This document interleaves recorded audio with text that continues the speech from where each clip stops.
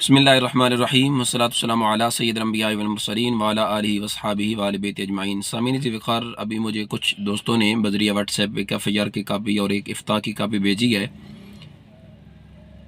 استفتاح بھیجا گیا اہل سنت و جماعت کی عظیم دینی درسگاہ مرکز علم و حکمت جامعہ مدینۃ العلم گجرانوالہ کے محتمم جگرگوشہ استاذ الکل مولانا محمد نواز کیلانی قدس سر العزیز، حضرت شیخ الحدیث مفتی محمد احسان اللہ کیلانی دامت برکاتہ القدسیہ کی خدمت میں کہ اگر کوئی روافظ کا دیدہ دنستہ جنازہ پڑھتا ہے تو اس پر حکم شرع کیا لگتا ہے، تو آپ نے قرآن سنت کی روشنی میں حکم شرع صادر فرمایا، جس پہ FIR کاٹ کر آپ کو گرفتار بھی کر لیا گیا ہے۔ میں سب سے قبل تو آپ کی گرفتاری کی مذمت بھی کروں گا اور ساتھ ہی جو مقتدر ادارے ہیں، حساس ادارے ہیں، ان سے بھی درخواست کروں گا کہ اہل سنت و جماعت اس ملک پاکستان میں ایک سواد اعظم ہے، اکثریت ہے، تو اہل سنت و جماعت کے علماء و مشائخ کے ساتھ ہی یہ سوتیلی ماؤں والا سلوک کیوں کیا جا رہا ہے؟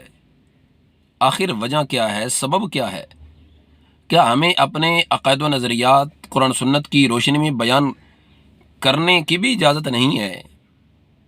لہٰذا شیخ الحدیث حضرت قبلہ مفتی احسان اللہ کیلانی دامت برکاتہ القدسیہ کو فوری رہا کیا جائے، FIR خارج کی جائے۔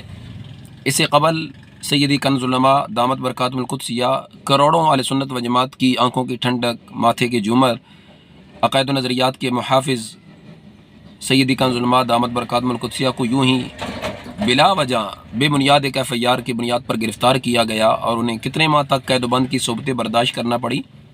لہٰذا جتنے بھی علماء مشائخ اہل سنت ہیں وہ اپنے آج کی جمعۃ المبارک کے خطبات میں اس چیز کو ہائی لائٹ کریں، اور بالخصوص جلالی علماء کونسل پاکستان کے جملہ فضلاء کرام اراکین بھی اس چیز کو ہائی لائٹ کریں کہ شیخ الحدیث حضرت مفتی احسان اللہ کیلانی دامت برکاتہ القدسیہ کو فوری رہا کیا جائے، باعزت انہیں بری کیا جائے، بلکہ ان کے جامعہ میں انہیں باعزت چھوڑ کر آیا جائے، بلکہ ان سے معافی بھی مانگی جائے۔ ایک عالم ربانی، ایک شیخ الحدیث، ایک مفتی باکردار کو یوں گرفتار کرنا، یہاں کوئی جنگل کا قانون تو نہیں ہے، کوئی طریقہ کار ہوتا ہے۔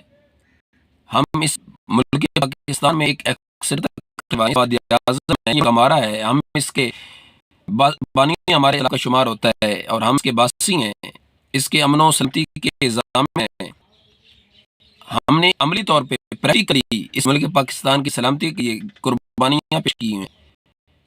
پاکستان کے شانہ بشانہ کھڑے ہیں سنت و جماعت ہیں۔ جتنے بھی دہشت گردوں کے خلاف آپریشنز ہوئے ہیں، افواج پاکستان کا کس نے دیا؟ علماء و مشائخ نے دیا، وہ رد الفساد ہو، ضرب عضب ہو، جب بھی ایسا ہوا ہم افواج پاکستان کے ساتھ کھڑے ہیں، ان کے لیے دعا گو ہیں۔